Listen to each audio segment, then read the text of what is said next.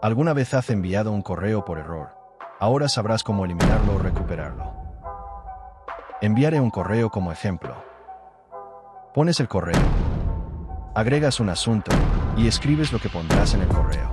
Y pulsarás donde dice elementos enviados. Presionas en el correo que enviaste. Una vez aquí, presionas en los 3 puntitos, donde dice más acciones, y deslizas hasta donde dice acciones avanzadas. Y verás una opción que dice recuperar mensaje, y presionas en esa parte. Y te sale este letrero, que dice, al recuperar este mensaje, se eliminará de los buzones de todos los destinatarios. Y así presionas aceptar para que lo haga.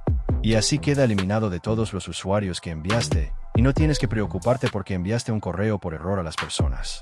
Y luego te aparece este mensaje, una confirmación de que se recuperó en correo.